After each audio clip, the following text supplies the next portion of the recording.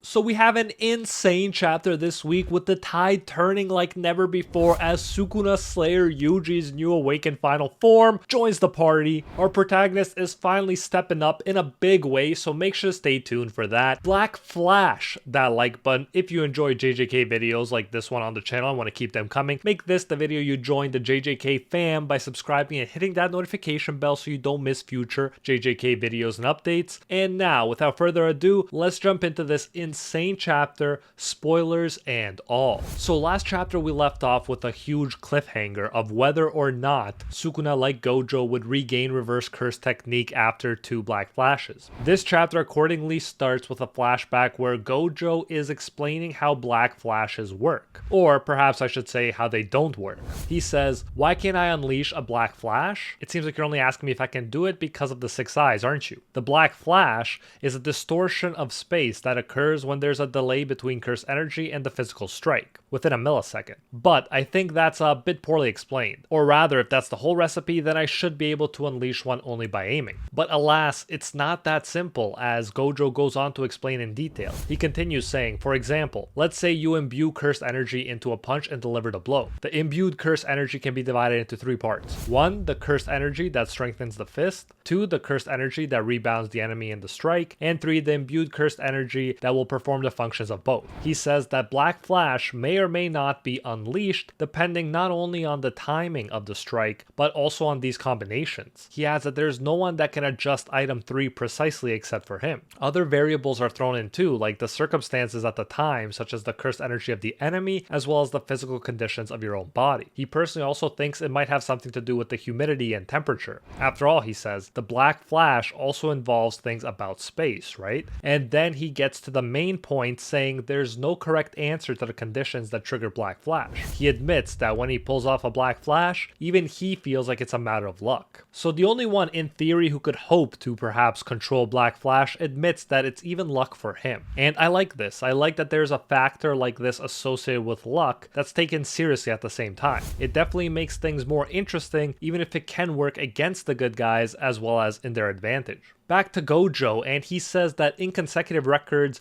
Nanami is better than him. But if we're talking about the total, Gojo's winning, he thinks. But notably, he doesn't even sound 100% sure about that. Either way, he points out a good reason why he's not so good at consecutive black flashes, and it's honestly hilarious. It's because his fights usually don't last long, so he doesn't get the chance to use it consecutively. What an awesome excuse. I love how he flexes even as he's explaining why his record may not be as good. We're also told in a note from the mangaka that Yuji will also surpass Gojo in black flashes, so we have that to look forward to. And we won't have to wait long to see Yuji's impressive black flashes either, as we'll get to later on in this video. And I like this a lot. I like not only that we're getting more Gojo, but also that Yuji is still being hyped up at the same time. Back to the fight at hand, and man, Sukuna has been fighting for a long time now. I feel like we can at this point comfortably separate time into pre-Sukuna starting to fight era and the Sukuna fighting era. For example, I remember the pre-Sukuna starting to fight days, and man, gas was so much cheaper back then. Good times. But seriously, we got it being pointed out that this is the second black flash Sukuna used besides the one that hit Maki. Miguel hilariously but seriously thinks to himself, holy crap, if he starts recovering at this rate,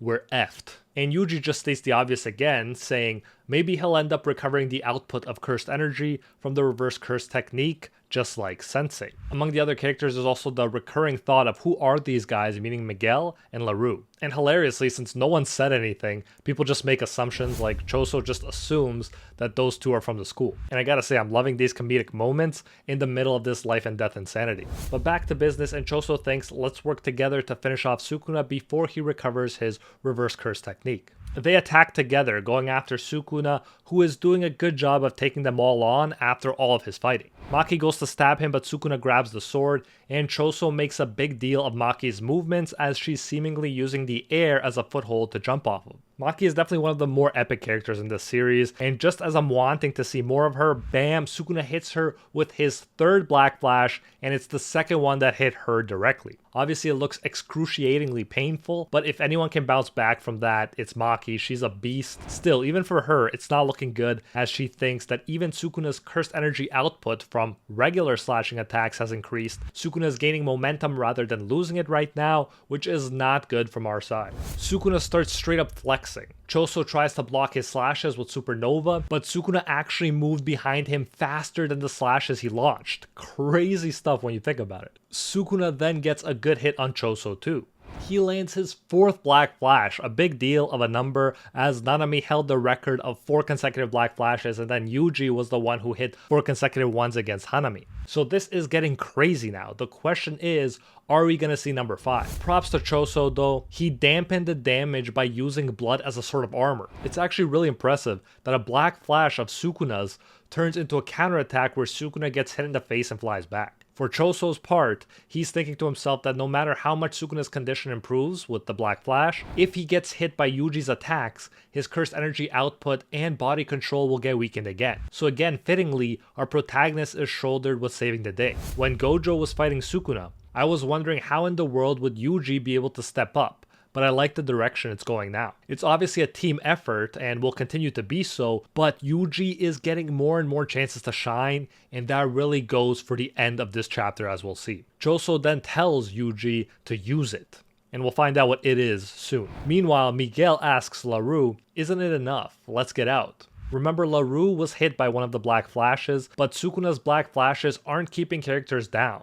And LaRue says, there's still something I need to do, and oh boy, it's gonna be huge. We jump back to Yuji and he uses piercing blood. Choso says Yuji can't get the convergence right, meaning the compressing of the blood to its limit, but seemingly Choso helps him with that part, and then Yuji can still launch the attack. And that's what happens. And it hits the side of Sukuna's face. And here we go, Yuji prepares what looks like it's going to be an epic punch. We're told by the narrator that in Shibuya, Mahito sensed a premonition of Yuji's Black Flash, and Sukuna was feeling the exact same. However, and here comes LaRue comes in for the win. He proves to be incredibly useful. As is explained, after he grabs an opponent once with his power, he can then grab their mind too. Sukuna realizes that his senses are drifting away from the brat, aka from Yuji. LaRue says out loud this time, it's not just the body that's caught by heart catch. After grabbing my opponent once, I can then grab their mind too. So we're told the same information pretty much twice in a row, but it's all good because that distraction allows Yuji to land one of the most epic attacks in Jujutsu Kaisen on Sukuna in the form of an almighty Black Flash. The panel is insane with black lightning being released all over the place. It's gotta be one of the most satisfying punches I've seen in a while. The narrator says by unlocking his potential through Black Flash amidst the scattering black sparks, Yuji awakens. So we got a game-changing development here, and I wouldn't be surprised if now we see a new Black Flash record, and imagine that combined with Yuji's soul-splitting abilities.